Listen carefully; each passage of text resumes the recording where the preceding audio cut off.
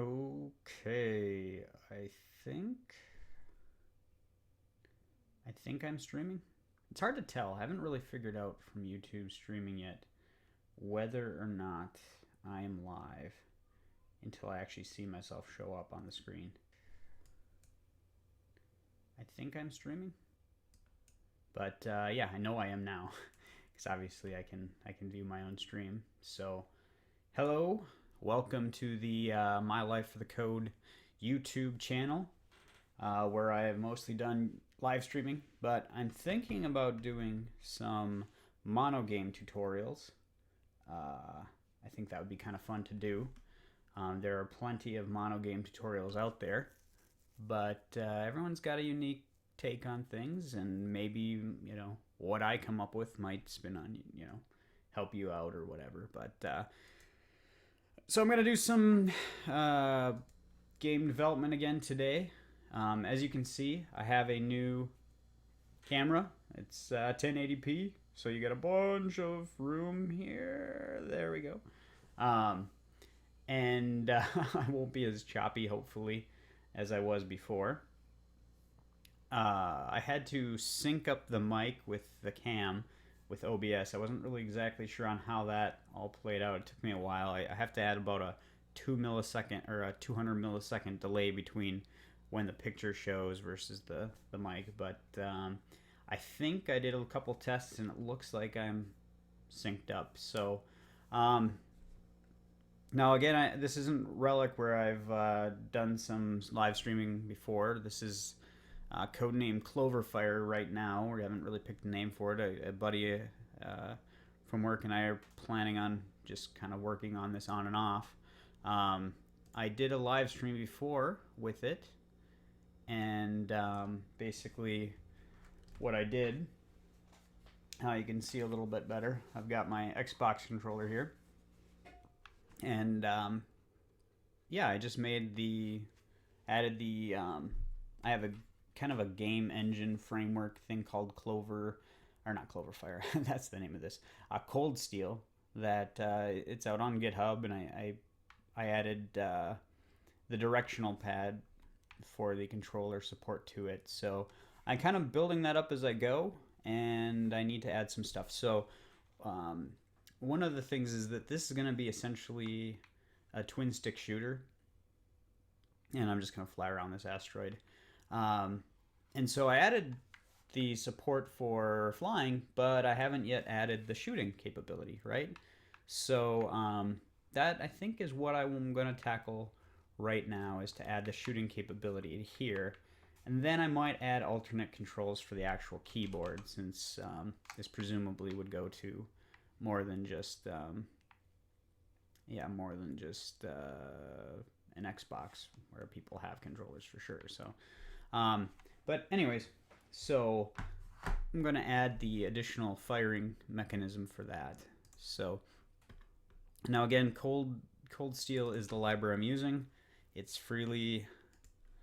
something that I should probably go out and write some documentation for it on how to get started and stuff. It's something I've baked up. I've done a few runs through. There's a lot of stuff that still needs to be done with it. Let me just whoa, that went farther than I thought. Cold Steel here. So you can see my my awesome documentation, right? I've got to add that. Well, really, I built it for myself, but I really would like to expand it out and make it available for more people and accessible to people. I think it helps. It follows very much a Unity style thing. I think honestly, I think that if you took kind of mono game, started from there, and you're like wanting to make the leap over to Unity, this wouldn't be too bad of a place to familiarize yourself with some of the concepts. I don't know. It's just I've been kind of basing things off of Unity 3D. So, but anyways, you can go out and download this and feel free to use it. Basically, I'll be adding to it and changing stuff around. There's some interesting features to it, but anyways, so one thing I need to do here is there's this Initialized Controls, which kind of sets up the the controls for this particular run. If you think of this part, this is very similar to that dialogue when you launch a Unity game. You can kind of adjust your controls. There's a dialogue, but it's just a manual in-code way to do it. But it's essentially, I need a directional control. I want to base it off the right thumbstick versus the left thumbstick. And it's not going to be called move ship, it'll just be called fire, right? That's all I really need to do to add the control specifically for the gamepad. Now, going to my gameplay, really nothing here needs to change other than I need to add some sort of a projectile type thing, some sort of bullet to actually fire. I don't have anything currently, so let me just go out and pull something. So last time I did some work here, I talked a little bit about my Sprite junkyard, which if you want to add to, I would take in pull requests if you want to just open up a bunch of crap and from some of your Ludum Dare games and things. But here's my Sprite junkyard. So I just need something out of here that I'll be firing. I could go with this item, which was kind of like a pickup coin or something. I might have just, okay, I think I mean, this just might be this tiny little circle. Munition. Chunk. I could fire asteroids, why not, you know? Dot. Right.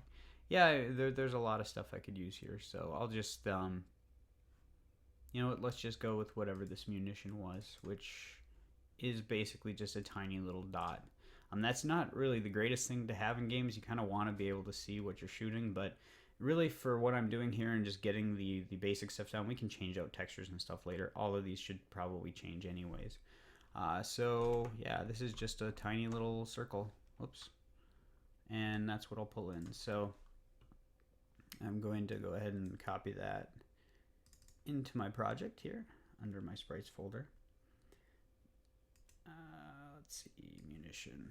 And I think I might just change it to be called something like bullet, just because that's easier to spell than munition off the top of my head. You want to try to make things easy for yourself as best you can, right? Anyways, so bullet we've got there. Now you can't just add it to the folder, unfortunately. You got to go in here to this content pipeline and toss it into there as well. And that will build it specifically for mono game. So boom. Yeah, I want to save it. Now if you kind of look at what happens, you get this bin folder. You get these XNB files. So that's what the kind of content pipeline is building. It's taking what you pass in and just producing these files, which then get loaded right into your game easily. So it doesn't directly load, for instance, PNGs. It creates these intermediate files that it knows how to load pretty fast, I guess. I'm not really an expert in the content pipeline. I'm not an expert in monogame in general, other than that I've used it enough to make a few games. So anyways, I've added that. Boom. There we go. Wow, this is weird. So when I used to pin this up here, it would only go like basically to 1080p. Now it's going like halfway across my monitor for some stupid reason. So I don't know exactly what that is. Maybe there was an update to Windows recently that did it. Yeah, I don't really know what to think about that. I guess I'll just have to make my viewing surface here maybe a little bigger. I don't know. But anyways, so I've got a bullet in there. I'm just gonna go to my gameplay stage and I'm gonna load that up. One thing I've also considered with doing a tutorial series on monogame is actually trying to build out more of this kind of framework around it, explain some of my thoughts and stuff behind it, why I do stuff. I don't know if that'd be valuable for people or not. I could actually do tutorials just on what I'm doing with Cold Steel, and I would really like people to give input on how I could improve and stuff like that, because I have no idea. I mean, stuff seems to work, but I haven't really gone through and gone, whoa, this is a pain point, and I don't know. But anyways, so I am going to load the bullet up there. Now, the ship will be shooting, and for now what I'm going to do is just to spawn the bullets from within the ship controller. So I'm going to go there. I might have some intermediate objects and things that handle guns, and so we have different kinds of bullets and different kinds of things. But for now, just to get started on it, I'm going to just have it spawn the bullets from here. So the first thing I need to do, excuse me, is get shoot direction, which we've already, or fire direction maybe, because I think that's what we referred to it as in here. Fire, yep. Just the fact that I have to switch back and forth there, maybe that's something that just indicates, hey, I need to do some different design around it. I don't know. But input.get control, and this is a directional control. Oops. And I call it fire. And direction. Okay, so now if they don't shoot, I'm pretty sure what happens is that you just basically get back vector 0. So if we're just going to skip out, not really a big deal, if fire direction equals vector 2.0, well, we would skip this part. So really I kind of want to say, if it doesn't equal, then fire. Now, oops, I'm going to be creating a method there. Maybe. We'll see. So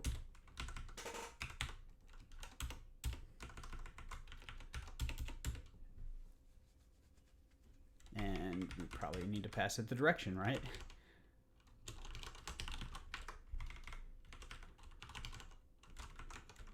Of course, I'm being dumb because people are watching me.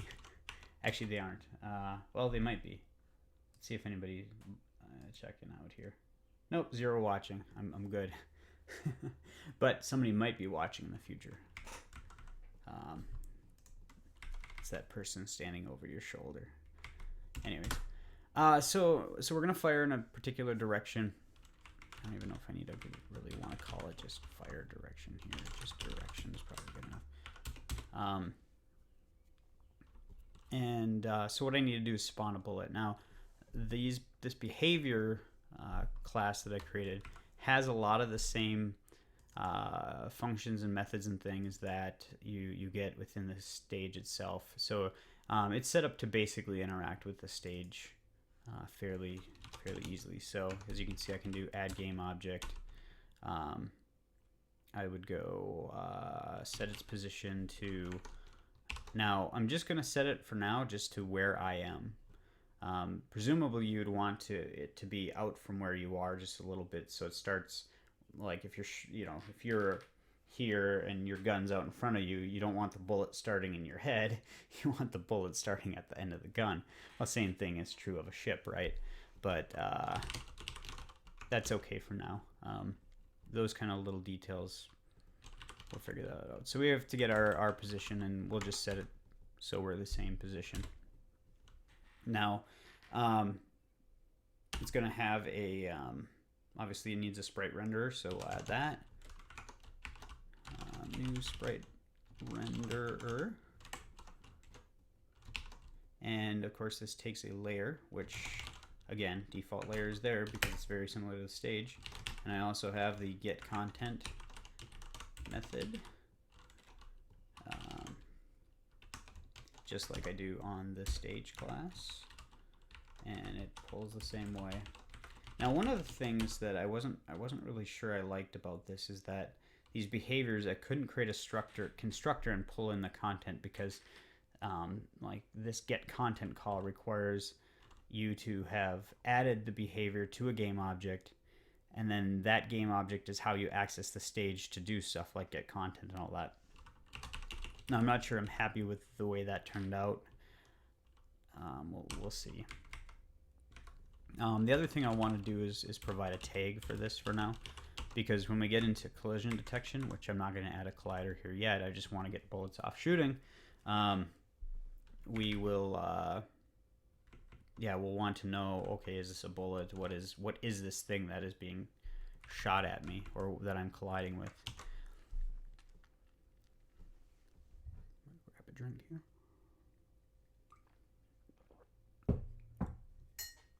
Okay, so now if I start, assuming I didn't hose anything up and we haven't done anything with direction, I should just be able to fly around, and if I hold the right button, I should just be starting to spit out little eggs. So as you can see, that's kind of fun, right? Ooh, you can kind of make lines and squigglies. But it's exactly what I expected to happen. Now, we haven't given it any sort of motion yet, so we have to do that. And which we'll have to do, we'll have to create a bullet behavior. The other thing that we're going to need to do is give it a time to live, because obviously right now I'm just spawning bullets after bullets after bullets after bullets, and eventually I'm going to be spawning too many bullets, and we don't want all those bullets flying over. So every bullet needs kind of a time to live. It looks like, you know, this is kind of relaxing actually, just to fly around and spit out these bullets. Okay, so and we also need kind of a rate of fire on our ship too, which again should probably go into maybe like a gun class or something, but we can always come back to that later. For now it's simple enough, we'll just put it in the ship. So first thing I'm going to do is implement that rate of fire thing I was talking about. Now, how I'm going to do that is through something that is kind of like called I don't know if the terminology is correct, but I've called it a coroutine because it's very similar to the way that the coroutines work in Unity. If you Google them, they're really cool. But basically what I want to do is, it's kind of like, if you're familiar with async await, it's kind of like that without the threading. I don't know if I can really describe it very well, but just kind of look and see what we do here. So I'm going to do this where it's called start coroutine, and I just need to pass it this function, and this now needs to return an enumerator. Now, I wrote a blog post a while ago, and just as a kickoff point, I hate how that does that now. I redesigned my blog a little bit, by the way. I have my YouTube channel type thing in here. I think it looks pretty nice. This logo I designed, I don't know what I was thinking with these little nubs down here. I have really no idea. But I spelled that wrong, didn't I? Yes, I'm so stupid sometimes. All right. But there's a key word called yield that escaped me for, 7 years or whatever that I've been a professional developer. Never encountered it until I started doing some Python development and learned about these things called generators. And then I was like, whoa, this has been there since like .NET 2, and I'm just coming across it. I'm assuming that's just not used very often. There's limited use cases for it. Yeah, it's tough, but this is one of those cases where it kind of makes sense. But yield return, basically what it allows you to do is there's you can basically get back an enumerator, and yield return kind of, it stores the state of the execution of the function. It returns at that point, and when you call in for the next item, it continues execution, and then you've reached the end once you actually return, not yield. I'm not sure if I'm describing that well, but just showing you might make sense. Now, on my blog as well, I created a not a follow-up, but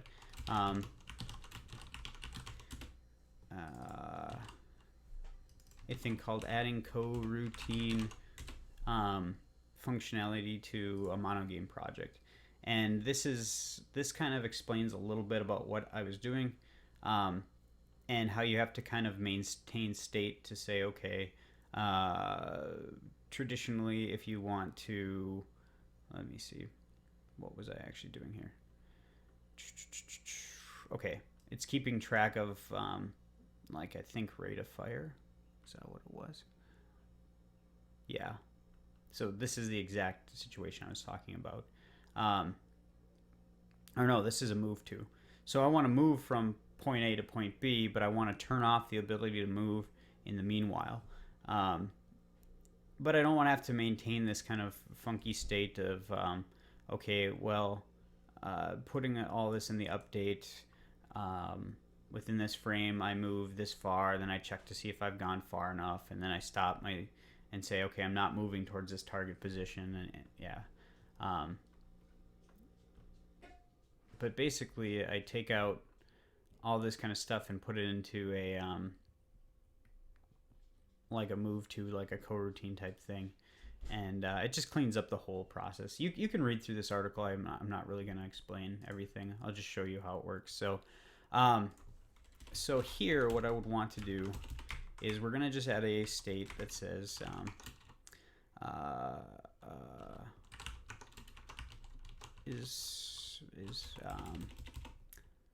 what do we just want to call it? Actually, we don't need to do this, do we? Yes. Let me think of how this gets implemented. I know down here, essentially, we would, yeah. So this is what we do. We'll just call it like Mayfire or Canfire. Can you? May you? Can fire. Okay, so by default, yes, you can fire, right? And if we are aiming and we can fire, then we're gonna start the coroutine fire in that direction. Now, what we'll immediately do within our fire routine is, okay, turn that can fire off. So now, the next time it comes through the loop, until we flip that to true, we can't fire, right? Now what we're going to do is, after we create the spawn off the bullet, we're going to yield return a wait m seconds, which wait milliseconds is what it is. So what this will do is it tells the caller, hey, you got to wait before the next time you call this this coroutine, or this generator, I guess is maybe a better term. Anyways, you get wrapped up in these terms. You have to wait so many seconds or milliseconds. So, and let's just assume we want to shoot 1 per second. So, and obviously this should be an rate of fire type thing. Again, a gun would have that. Gun class would have that, or gun behavior. So we yield return 1,000 milliseconds, and then what we do is we set can fire to true. So this kind of works like that. Like an async await, where you're just waiting for, like a thread sleep for 1,000. So every time, built into this start coroutine functionality within Cold Steel, when it gets this back, it basically, when the update calls, it checks, okay, have I gone beyond 1,000 milliseconds? When it does, it calls for the next on this enumerator, which then restarts the restarts this method right after this yield, which is the can fire true. It ends, it returns nothing back, the coroutine gets destroyed, and it goes on. I'm not sure I'm explaining that really well, but I think it's a fairly clean way to do this. It's very similar to, I think, when you're doing MVVM and WPF, if you're familiar with that. If you press like a button and then you're awaiting some event, and you don't want the rest of the loop to kind of get held up, you would just say, okay, await, and then it returns, and then there's some stuff once it actually resumes that happens after here. So that only probably makes sense maybe if you've done WPF or XAML type stuff with MVVM in C#, but anyways. So now what we should have, assuming I didn't totally screw something up here, we'll just fire this off, is that there will be a second delay between each firing. So 1, 1, 1, 1, 1, 1, and you can see that's exactly what's happening. Woohoo! So now we're not dropping those eggs, we'll just call them for now, because they don't have any behavior. So I can fly around. If I shoot, they're just going to pop up every second. So that's a terrible rate of fire, but that's exactly what we wanted to have. Now, let's go ahead and add a behavior for our bullet here. So we'll go up here and just call it bullet behavior or whatever.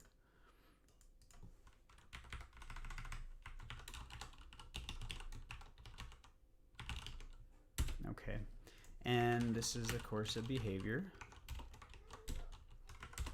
Now, right off the bat, what I'm going to do with this is I'm going to have it give me a time to live. So, and that'll say how long I should go. So this will be configurable. Eventually, I might have subclasses that just fill in that time to live and all that. But for now, that time to live is there. So, and we also probably want to give it the actual direction that we're going to be going in. So it knows where it's going.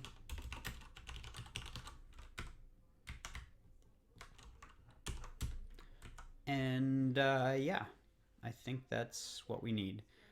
So to initialize this up, we're going to create a velocity for it. And we're going to massage the direction a little bit to create our velocity. Private const float, we'll say speed, which we'll just say is 1 for now. So what we're going to do is we're going to normalize the direction. So we're just saying we just want the actual, we don't need the magnitude of the vector, we just kind of want the direction of the vector. And then we're going to set velocity equal to the direction multiplied by our speed. So we're adding our own magnitude to that vector now. And then the time to live. Now the time to live, I could store it here, but we pretty much want that to start right away. So what I'm going to do in here is I'm also going to start a coroutine automatically that says remove, and I'll just pass it the time to live. Okay, so really here, all I need to do is, since that'll be in milliseconds, is yield return wait m seconds for the time to live, and then afterwards I'm going to destroy this item, which is another behavior which just says destroy the game object, and which would presumably destroy any children if it has them as well. So that will do that. The only other thing we need to do is override the update, and we do this dot transform dot position plus equals our velocity times the game time delta.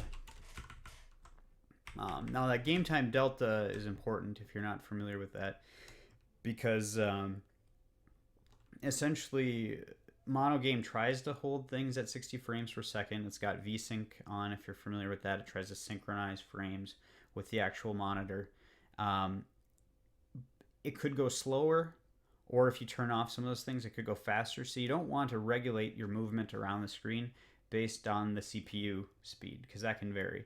You want it to be based on a function of time, which is what we're doing here. So we're just going to add to our position our velocity times that how much time is actually passed in the game. So that should do it. I think that's all we need for our bullet behavior. And so over here we will go add component, new bullet behavior. We'll say that we're going to have a 100 second, no, let's give it 1 second to live. So it'll just basically, once we finish firing one, we'll get a new one once it destroys itself. And then the direction. Now this will probably be pretty anticlimactic, I have a feeling, assuming I coded everything right. Let me bring that up here. All right, you can see All right, I'm aiming. I'm shooting correctly. So now it's pretty, like I said, it's pretty crazy there. Let's make it so we shoot a little faster. So we'll shoot at every 300 milliseconds, and these will go away at 100 milliseconds. So just to show that we are actually destroying them. You can see that it gets cut off pretty much right away. Now, if we reduce this further and make this higher,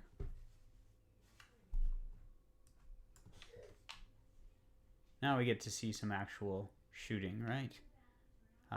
Now, it doesn't look so great when I'm actually flying with it because the speed, I'm pretty much almost matching it. And you can see it's removing still pretty fast, faster than, you know, it's not traveling away very fast. And we can obviously configure that kind of stuff. So maybe we have, that's our thing, and our bullet will last for 2 seconds, and we'll just make it go a little faster here. So we'll set that up to 3.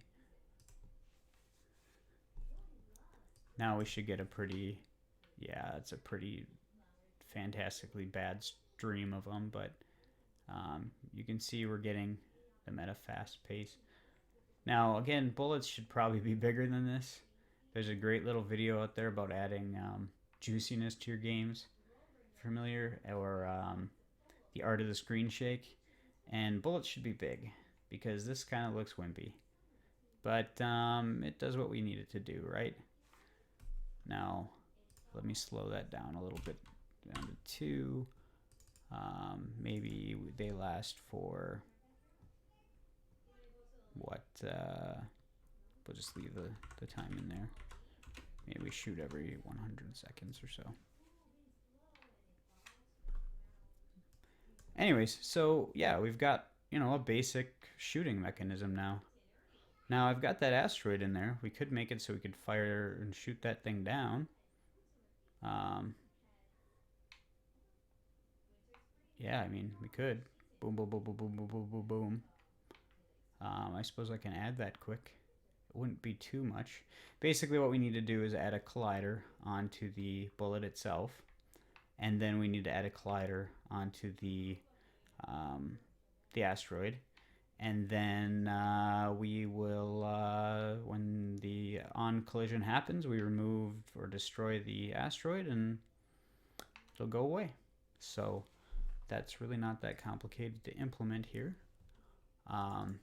Again, the bullet itself, we go add component new box collider. That's what I called it. Okay, and it wants the width and the height based off of, like, its, yeah, it wants its width and its height. So that's a really small little texture, but let's just give it like a 20 by 20. And we also, back in our stage here, need to give this asteroid, which is right here, a box collider. And that's probably more like a 24 by 24, really. And then how about we just make it so that whatever the bullet collides with on collision,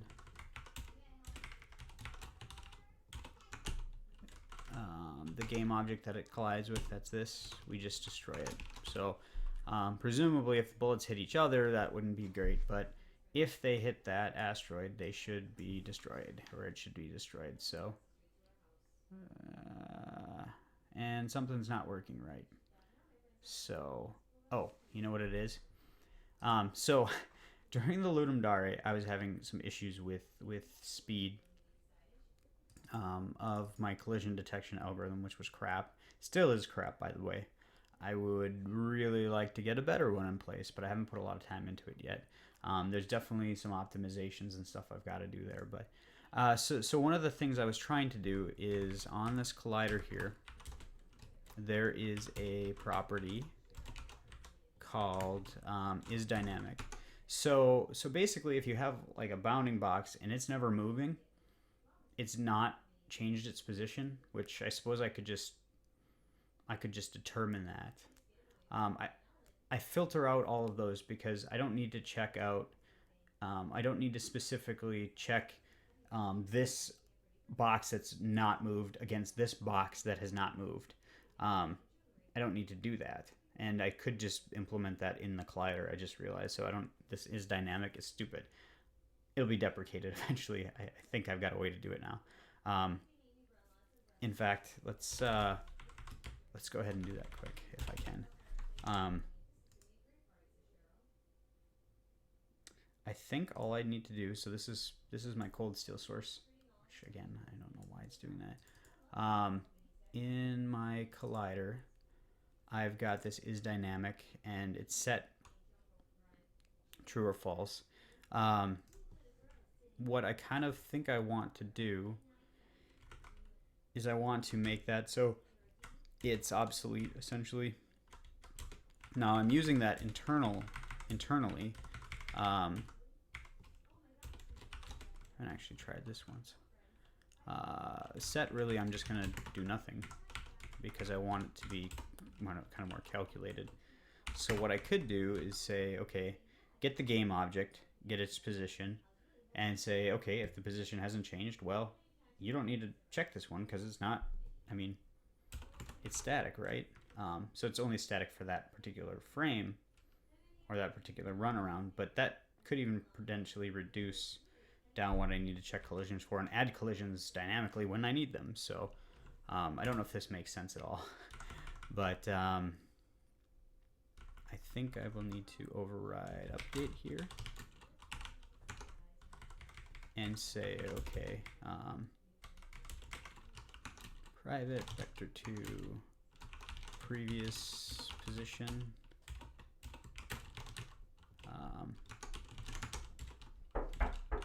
Oh, just 1 second here. Yes?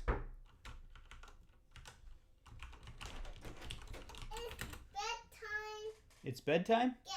Okay. Can you give me 5-10 minutes?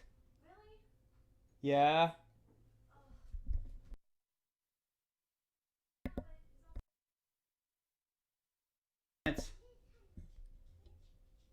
Sorry. I need to go put her down for bed. I just want to get this quick. Current position, we'll just set it to, well, actually, you know what? This will get set to 0 by default. It's struct.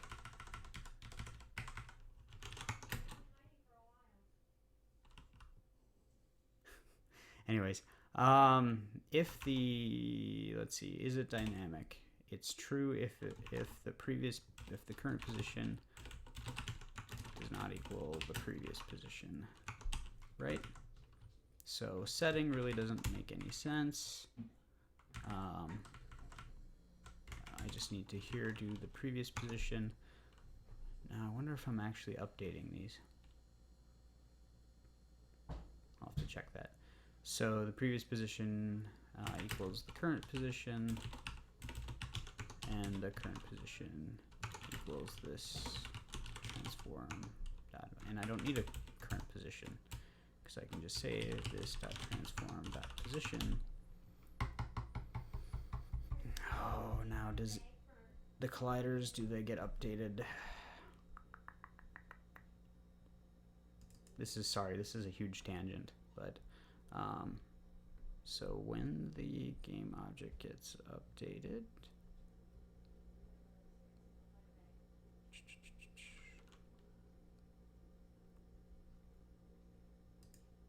oops.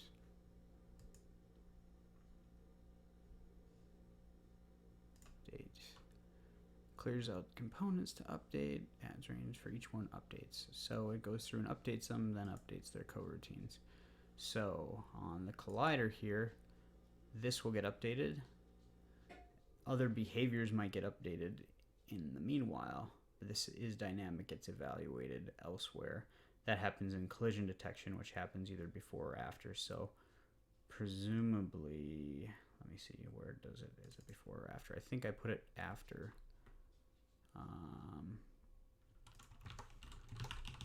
Collisions. Actually, it's in my update, which here. So physics is after, so I check collisions after. So